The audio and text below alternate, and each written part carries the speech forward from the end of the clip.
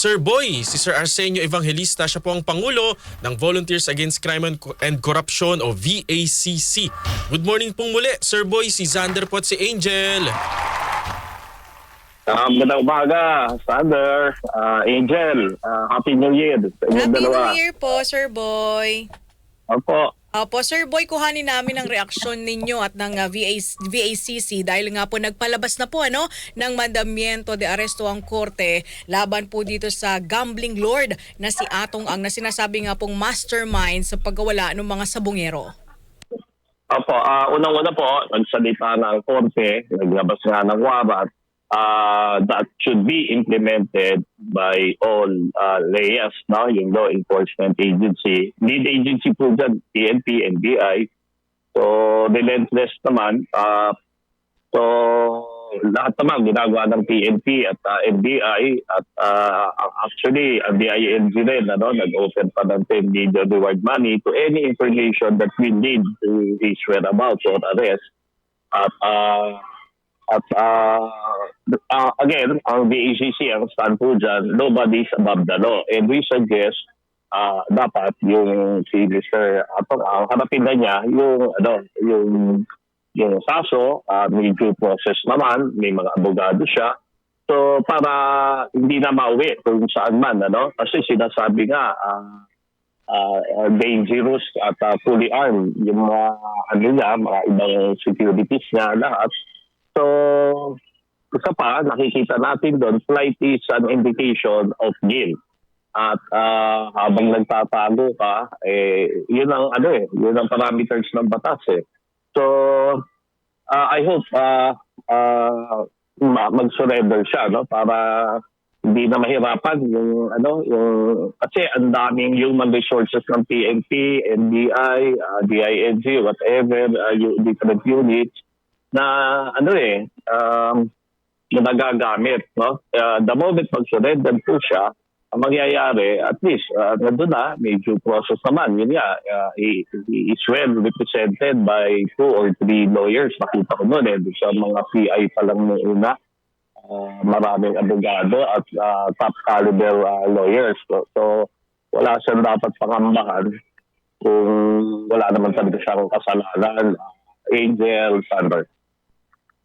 Point of view po ng kanyang abogado si Attorney Gabriel Villarreal, ang sabi po ay minadali raw po yung paglalabas ng warrant of arrest at ito raw po ay lumabag sa due process.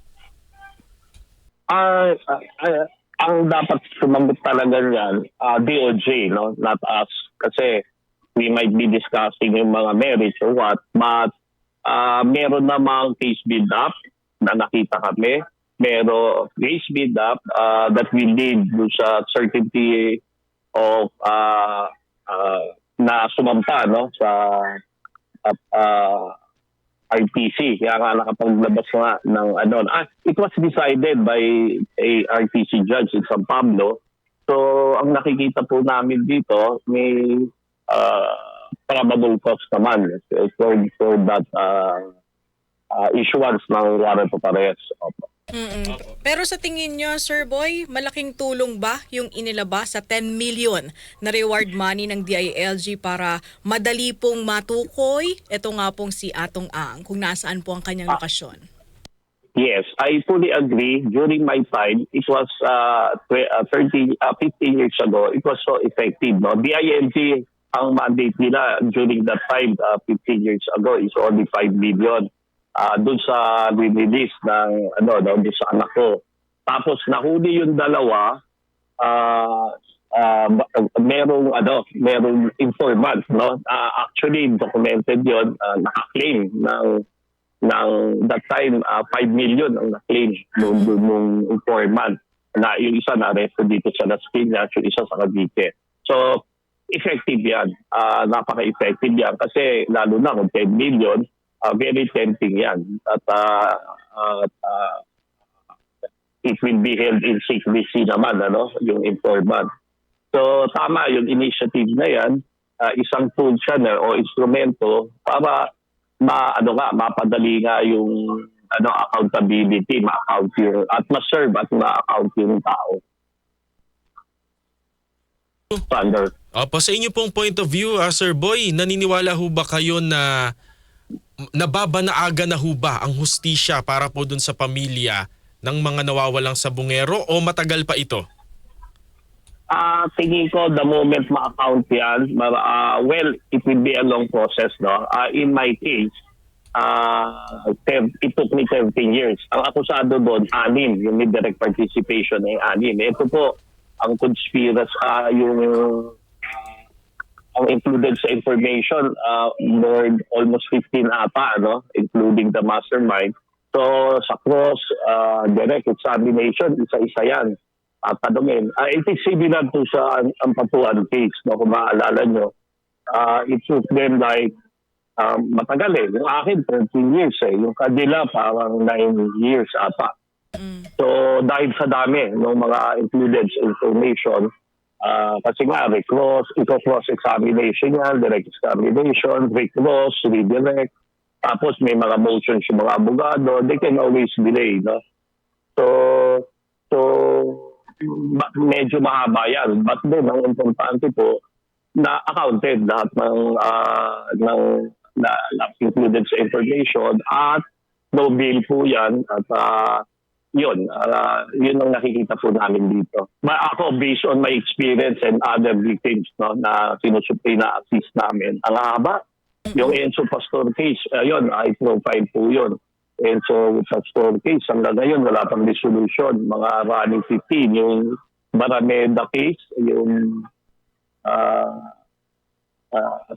first team ni Barameda, yung kapatid mo, Kapatid po ni Rochelle. Rochelle. Ruby Rose. Ruby Rose. Ruby Rose, Barameda.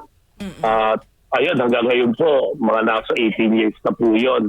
Kasi nga, minsan, pag yung wala tayong choice eh. We only have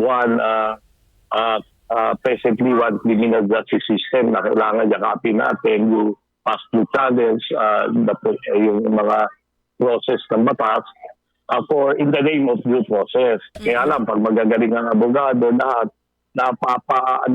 kaya nilang lahat gumawa ng mga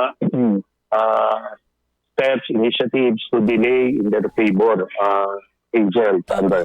Sir Boy, kasi ang PNP, aminado sila na malaking hamon ang pag-aresto kay Atong Ang dahil nga sa lawak ng kanyang impluensya. At di umano, meron daw po itong koneksyon sa ilang mga retiradong general ng PNP.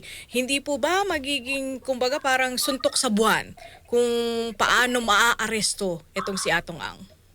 Tama po yun, ano? Excuse me. Sorry. Malaking hamon po ito. This is isang malaking test case to, no? Kung gaano kalakas ang leadership ng PNP, FBI, and even Malacanang, ano? Kasi dito makikita talaga yung legacy.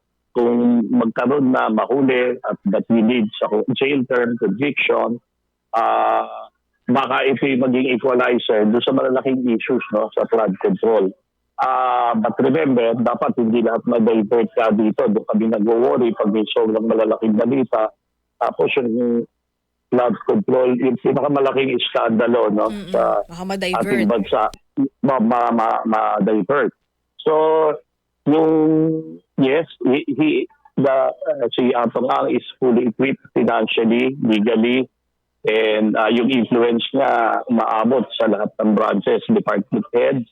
Kaya ito nga isang matinding pagsubok sa current leadership agent. Sir Boy, maraming salamat po sa inyong panahon para po sa amin. Mag-iingat po kayo. Ingat po, Sir Boy. Mabuhay po kayo. Pasensya na. Opo. Magaling po kayo, Sir Boy. Opo. Salamat po. Salamat. Nakausap po natin si Ginoong Arsenio Boy Evangelista.